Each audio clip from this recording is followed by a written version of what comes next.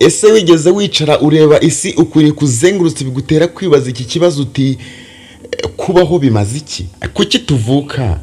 Kuki turwana n'ubuzima tukababara cyane? Kubera iki twishima ariko bikarangira dupfuye tukava muri ubu buzima? Uyu munsi kuri Rukundo Gospel Voice turashaka gusubiza ikibazo kimbitse cyane abantu benshi bibaza ariko bagaceceka, nubwo hari umwe mu bakunzi bacu wakitubajije. Ngiye bategura kino kiganiro nk'abagiye no kukibagezaho nitwa Rukundo Damasi, YouTube channel Rukundo Gospel Voice. Niba ari ubwa mbere ugeze aha ngaha, turakwakira kandi tuguhaye ikaze, ariko tugusaba kwiyandikisha muri no muryango, tugusaba kwiyandikisha ukanda subscribe kugira ngo nawe uzajye ubasha kubona ibiganiro bitandukanye bikunda gutambuka ngaha. Niba ukunda ibiganiro dukunda kukugezaho kandi tukaba tugiye no kubana muri iki kiganiro, wihangane ukandereke kuri no video. Ikindi kandi ntiwiregayiza kudusigira comment yawe hasi uko wumva kino kiganiro, cyangwa se niba nawe hari icyo wifuza ko twazakubwiraho, reka dusangire ijambo aho hasi muri comment. Reka dutangire ikiganiro cyacu kandi murakoze kuntiza amatwi yanyu n'umwanya wanyu. Iki ni ikiganiro twashyize mu bice bigeze kuri 5, ariko hari ukuntu twagiye tubigenza ku buryo rwose kino kiganiro kitaza kumara iminota myinshi kandi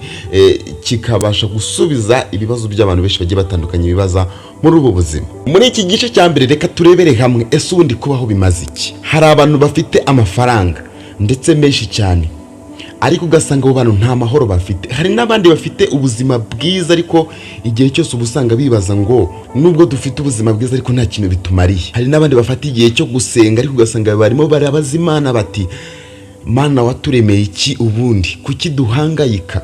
Ibi byose ni bimwe mu bintu negeranyije ndashakisha ndareba, sanga ibi ngibi byerekana ko kubaho atari ukurya cyangwa se atari ukunywa cyangwa se atari gushaka amafaranga cyangwa se gukora ibindi bintu bigiye bitandukanye bituzanira inyungu. Niba turi kumwe kandi ukaba ushaka gusobanukirwa neza kino kiganiro, ugikurikirane witonze, ndabizi neza yuko uraza kugera ku gisubizo cyawe cya nyacyo. Mu gice cyacu cya kabiri turebere hamwe icyo Bibiliya ivuga ku mpamvu yo kubaho. Twaje ku isi kumenya Imana.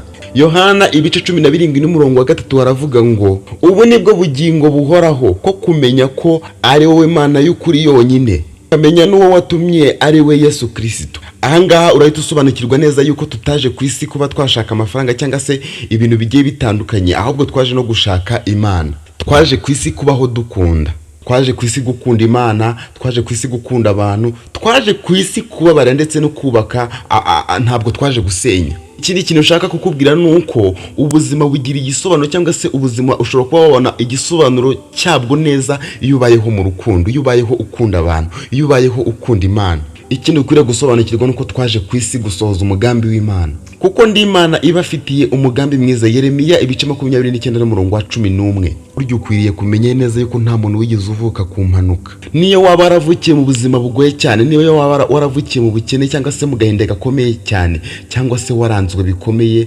nagira ngo nkubwire neza yuko ufite impamvu yo kubaho. Tudatinze reka tujye ku gice cya 3 cy'iki kiganiro. Nkuko nagiye mbibabwira, tugiye kuvuga ku bintu, ku mpamvu cyangwa se ku bintu bituma abantu bumva yuko kubaho nta kamaro. Icyambere ni iki: kubabazwa bikabije, gucika intege, gusenga ariko ugasanga nta kintu gihinduka ku bintu uhora usengera, gutakaza abantu wakundaga, ndetse no kugereranya ubuzima bwawe n'ubw'abandi. Ariko nshuti yanjye, ikintu ushaka kukubwira aha ngaha nuko kubabara bidakuraho impamvu yo kubaho, ahubwo birayigisha. Mu gice cya 4 tugiye kurebera hamwe uko twabaho. None se ubundi twabaho dute? Ariko hari inama zifatika zadufasha.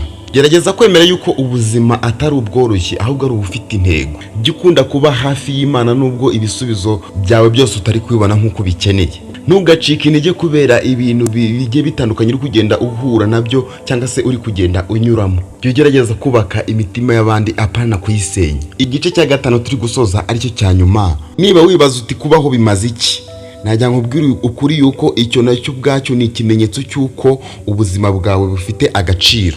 Menya ko Imana itakuremye ngo noneho ibe yaribagiye yuko yakuremye, ahubwo yakuremye kuko yari ifite icyo igushakaho. Turi gusoza ikiganiro cyacu, ariko niba kino kiganiro cyagukoze ku mutima, ntuceceke ngo kigumane wenyine. Oyagerageza ushakisha uburyo wagisangiza n'abandi bantu bagenzi bawe bakeneye gusobanukirwa. Ikindi kandi niba uri mu cyashano kuri YouTube channel Rukundo Gospel Voice, urebe neza niba bamaze gukanda subscribe, urebe niba bamaze gukanda like kugira ngo nawe uzajye uba umwe mu bantu basha kubona ibiganiro byacu uko bitambutse umunsi ku wundi.